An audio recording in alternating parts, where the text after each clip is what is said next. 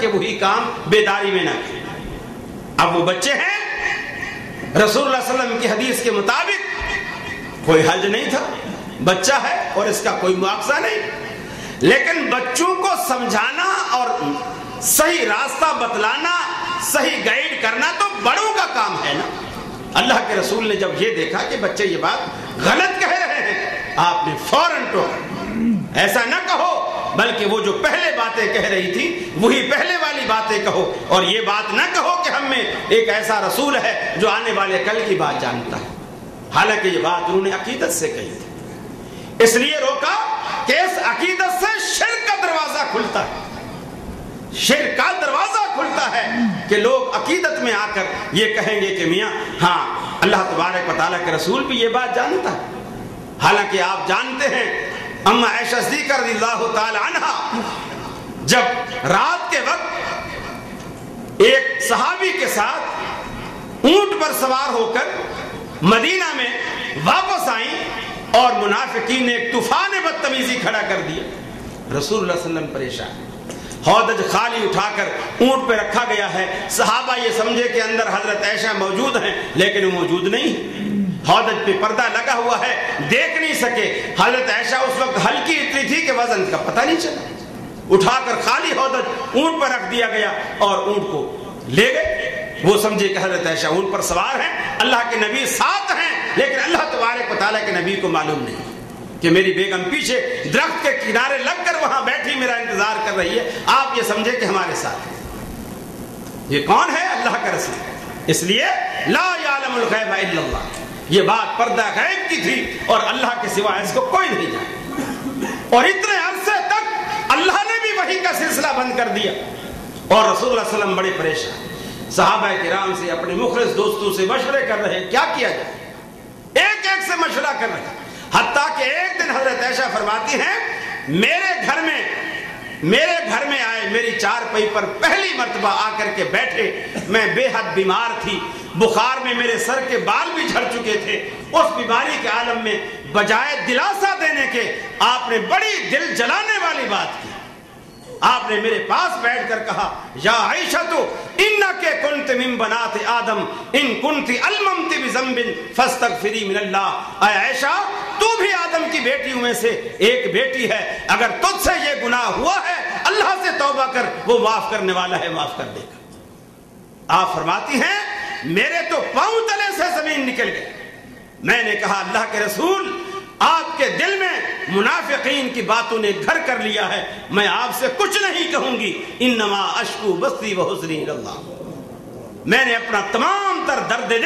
علیم بذات الصدور کی آگے رکھ دیا ہے، اب میں بھی اسی کے فیصلے کا انتظار کرتی ہوں، آپ بھی اسی کے فیصلے کا انتظار کریں۔ کیا یہ باتیں اس وقت ہوتی ہیں جب خاوند کو اپنی بیوی کے سب معاملات کا علم ہو؟ ایسا نہیں ہوتا۔ رسول اللہ صلی اللہ علیہ وسلم ایسا مذاق نہیں فرماتے تھے جس میں جھوٹ ہو، جس میں دوسرے کی دل آزاری ہو، جس میں دوسرے کی حتیٰ کہ عزت ہو، آپ مذاق نہیں فرما رہے تھے، یہ حقیقت تھی کہ آپ کے دل میں منافقین کی باتوں نے جگہ لے لی تھی، ایک انسانی ناطے سے، ایک بشری تقاضے سے وہ بات آ گئی تھی، اور ہر آدمی باتیں سن سن کر کچھ نہ کچھ بات ذہن میں آ جاتی، اور جب تک اللہ رب العالمین نے اس بات کو صاف نہیں کیا، جب تک آپ کا دل صاف نہیں ہو، اور اللہ رب العالمین نے اس بات کو صاف کیا۔ تو میں عرض کر رہا تھا کہ اللہ تبارک و تعالیٰ نے شرک کا رد کیا، اور رسول اللہ صلی اللہ علیہ وسلم نے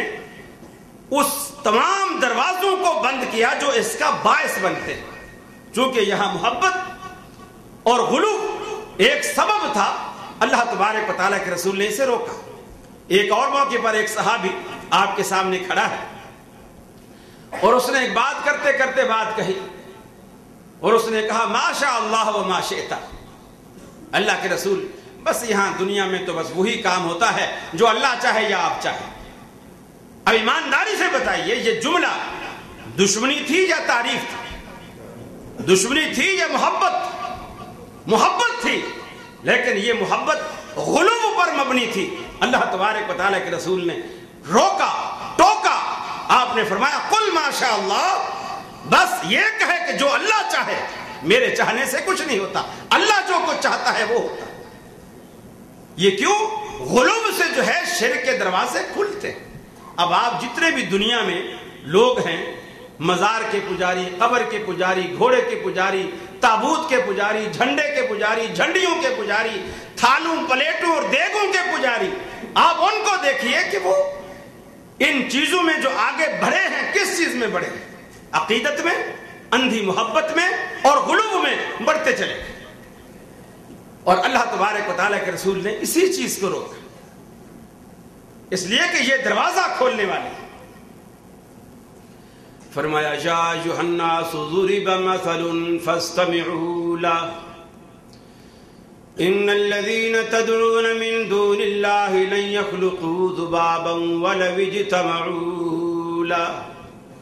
اللہ رب العالمین اپنے کلام پاک میں کہتا ہے یا ایھا الناس، اے کائنات کے لوگوں، ضرب مثل فاستمعوا له، اللہ رب العالمین تمہارے لیے ایک مثال بیان کرتا ہے، اسے کان لگا کر سنو، پوری توجہ سے سنو۔ اللہ رب العالمین تمہارے لیے قرآن مجید میں مثال بیان کرتا ہے، اسے کان لگا کر توجہ سے سنو۔ ان الذین تدعون من دون اللہ لن یخلقوا ذبابا، جن لوگوں کو تم اللہ رب العالمین کے سوا پکارتے ہو وہ تو ایسے کمزور ہیں، لن یخلقوا ذبابا، ایک مکھی بھی پیدا نہیں کر سکتے۔